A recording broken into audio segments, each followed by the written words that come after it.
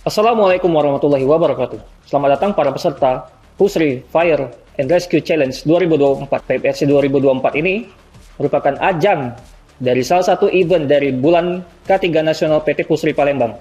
Di tahun sebelum-sebelumnya, kita juga memiliki banyak event dari bulan K3 Nasional PT Pusri Palembang.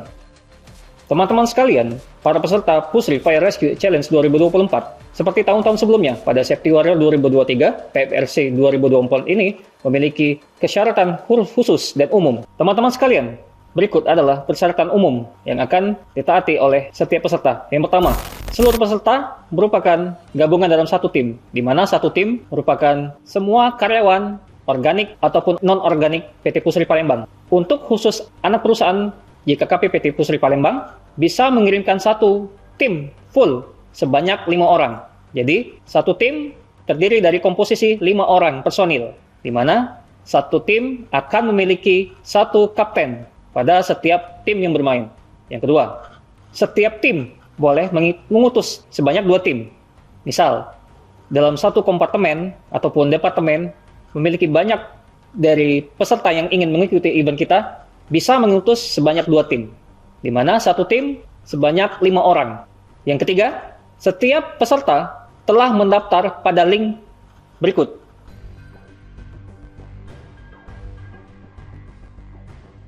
Kita beralih pada persyaratan khusus. Yang pertama, event ini hanya khusus untuk diikuti oleh para pria ataupun laki-laki di setiap departemen ataupun kompartemen ataupun setiap lini anak perusahaan PT YKKP Pusri Palembang. Yang kedua, pria atau laki-laki khusus yang mengikuti event ini kita batasi limit usianya pada 50 tahun.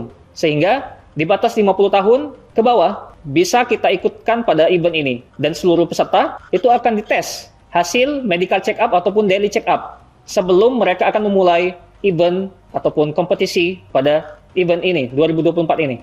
Yang ketiga, komposisi pada satu tim sebanyak 5 orang, ini sudah kita tetapkan oleh kepanitiaan PFRC 2024, di mana satu tim, bila diikuti oleh internal PT Pusri, itu komposisinya yang pertama, sebanyak 3 tenaga kerja non-organik dan sisanya 2 tenaga kerja organik PT Pusri Palembang. Sehingga, apabila satu tim mengikuti event ini, sebanyak 4 TKNO dan 1 TKO, itu belum kita terima. Maka, setelah meregistrasi, kita akan memilih seluruh tim yang memasuki kriteria kita. Yang keempat, seluruh tim apabila memiliki kekurangan dari personil, misal, teman-teman sekalian tidak memiliki banyak personil pada satu departemen, itu bisa bergabung pada satu kompartemen. Misalnya, departemen K3 kekurangan personil, maka dia akan bisa gabung menjadi kompartemen teknologi seperti itu. Itu berlaku kepada seluruh karyawan pabrik dan non-pabrik. Sehingga, teman-teman sekalian, komposisi 3 TKNO ini sudah kita akomodir pada event-event sebelumnya di Safety Warrior 2023 karena beberapa peserta mengeluhkan kekurangan peserta ataupun kekurangan rekan saat mengikuti event. Pada tahun ini kita akomodir seluruh peserta bisa mengirim atau mengutus 3 maksimal TKNO untuk internal Pusri, dan anak perusahaan silakan mengirim 5 personil dalam satu tim. Yang kelima, kami harapkan peserta yang seluruhnya ikut pada satu tim atau beberapa tim telah menyetujui bahwa mereka dalam keadaan sehat jasmani dan rohani. Dan ini juga akan kita buktikan pada saat daily check up sebelum memulai event, untuk menyatakan bahwa teman-teman sekalian dapat mengikuti event secara sehat jasmani dan rohani. Yang keenam, peserta tim yang telah terseleksi secara administrasi kita kumpulkan, nanti akan ada edukasi K3. Edukasi K3 ini berbentuk technical meeting dan sharing session, di mana TM dan SS ini akan dilaksanakan pada waktu yang telah ditentukan oleh panitia, di lapangan golf tentunya. TM dan SS ini berfungsi sebagai edukasi K3, serta mengenalkan bagaimana teknis, skema, gameplay dari masing-masing obstacle yang akan dilalui oleh para peserta. Poin ke-6, adapun TM dan SS ataupun technical meeting dan sharing session itu bertujuan agar setiap peserta paham gameplay ataupun skema detail pada obstacle yang telah kita susun oleh kepanitiaan. Kita harapkan teman-teman dari masing-masing tim mengirimkan 2 orang perwakilan dari masing-masing tim. Misalnya, Departemen K3 mengirim 2 tim, lalu dari 2 tim tersebut masing-masing tim mengirim 2 orang. Jadi secara keseluruhan Departemen K3 mengirim 4 orang untuk perwakilan technical meeting dan sharing session. Ketujuh, setiap tim yang telah mengirim 2 tim sebagai utusan PMRC 2024 akan dipilih lagi oleh kepanitiaan.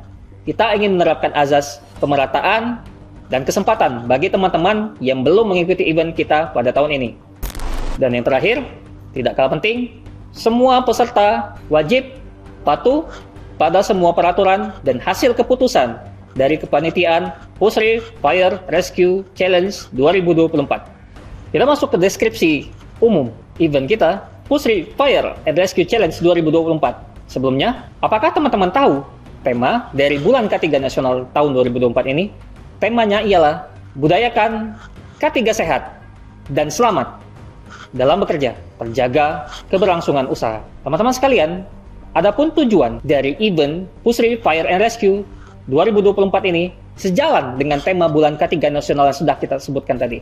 Yang pertama, kita ingin sampaikan edukasi dan pesan-pesan K3 pada seluruh peserta dan penonton yang berada di sekitar tempat perlombaan. Yang kedua, kita ingin mengedukasi mengenai aspek keselamatan dan kesehatan kerja, serta penanggulangan kebakaran melalui obstacle yang disajikan pada kompetisi ini.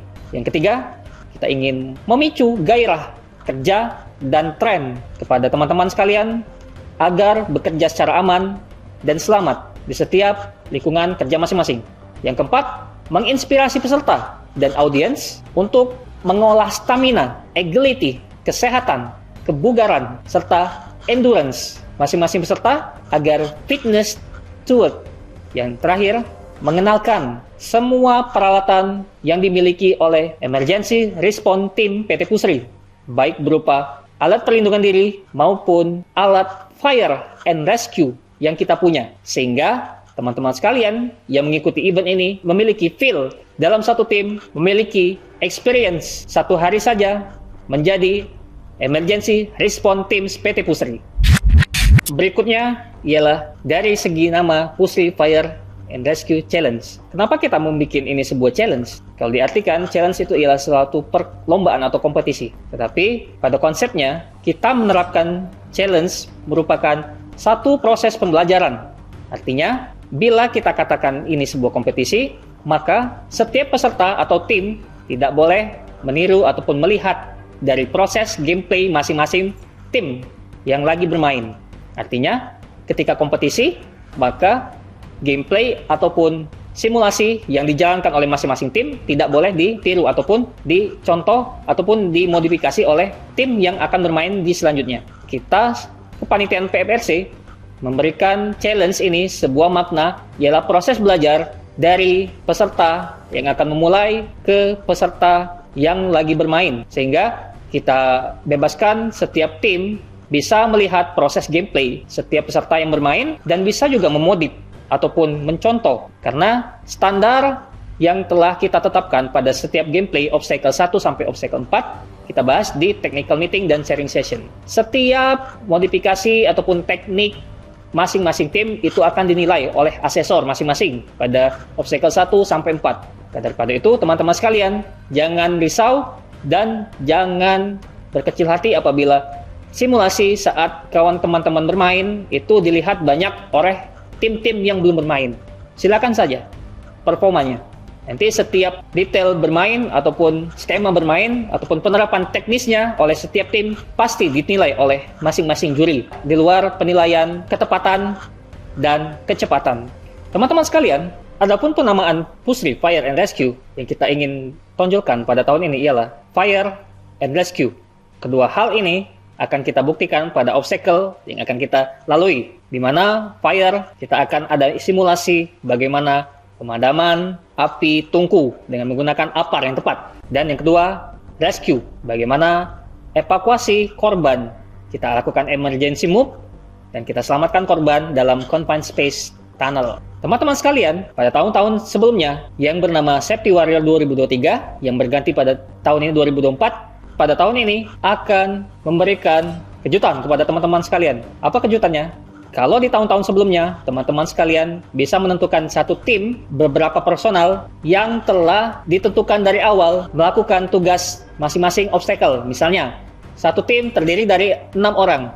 6 orang ini terdiri dari 1 orang kapten dan 5 orang pemain. 5 orang pemain sudah ditentukan oleh kapten. Misalnya, kemampuannya, kompetensinya, skillnya ini kuat di lari ataupun monkey bar. Misalnya, salah satu obstacle, kita ambil contoh. Maka, dia menetapkan si A ini khusus obstacle monkey bar. Pada tahun ini, PPRC 2024, kita mengundi atau random ketika panitia memanggil tim A yang akan bermain dan tim B yang akan bermain, ini akan diundi oleh panitia.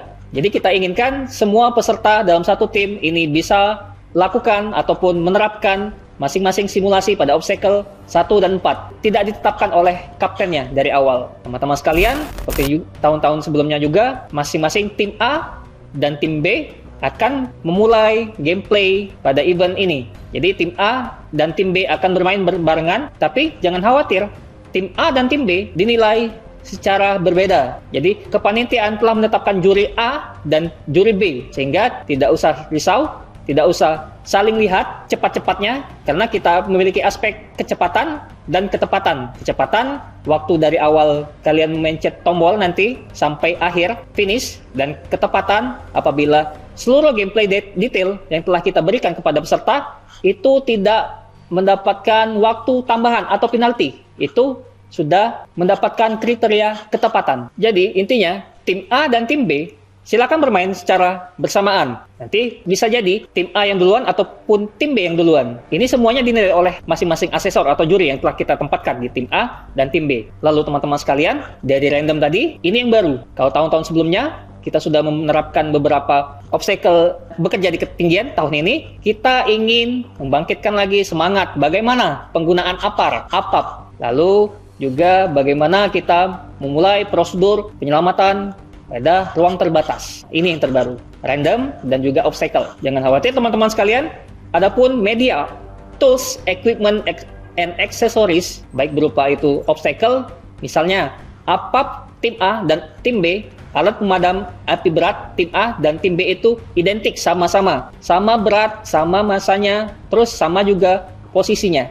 Jadi semuanya telah di-assessment dan di-certified oleh masing-masing panitia dan juri yang memiliki kompetensi dalam hal itu. Tidak usah risau, termasuk juga pemilihan dari monkey bar, lalu juga ada obstacle caselet, itu semuanya tim A dan tim B juga semuanya masing-masing identik, sama rupa, sama berat, dan sama fungsi. Dan terakhir, saya akan menjelaskan gambaran umum. Kita di tahun 2024 ini, event Push Fire and Rescue Challenge, kita memiliki obstacle sebanyak 4 obstacle, di mana masing-masing obstacle akan memiliki skema detail dan gameplay yang berbeda, dan juga penilaian oleh juri juga berbeda. Dan teman-teman sekalian, mohon diingat bahwa kita menerapkan penilaian aspek kecepatan. Aspek kecepatan ialah dari teman-teman sekalian, para kapten menekan tombol start sampai dengan finish, itu merupakan poin aspek kecepatan.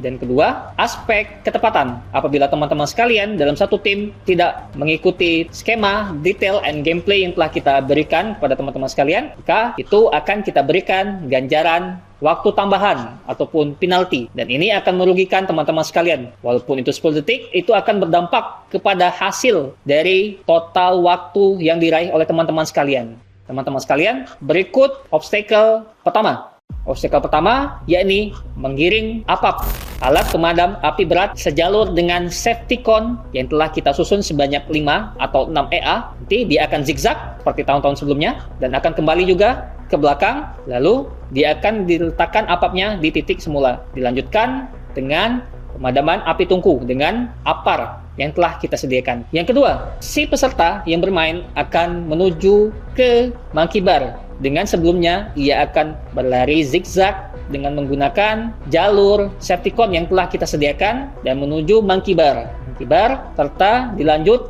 manuver ke sisi media rayapan seperti tahun sebelumnya. Tentunya obstacle 1 dan 4 memiliki penalti masing-masing dan berbeda gameplay dan skema detailnya. Yang ketiga, obstacle peserta menuju ke media castle sledge, di mana castle sledge ini akan dipukul hit atau load atau beban dari castle, lalu setelah itu dia akan dilanjut dengan penarikan ban ke titik yang telah ditentukan oleh panitia. Dan terakhir, 2 orang pemain akan melakukan emergency move ke confined space tunnel ataupun terowongan ruang terbatas, di mana ruang terbatas ini syarat dengan toxic gas dan lel ataupun eksplosif. Jadi teman-teman sekalian, si kapten akan bermain pada obstacle ini dan seluruh peserta yang diundi tadi akan bermain, salah satunya akan bermain pada obstacle 4 ini. Jadi dia akan menyelamatkan korban dalam confined space sampai keluar, dilanjut dengan hose laying, fire hose 2,5 inci. Jadi 2 roll fire hose 2,5 inci telah digulung oleh panitia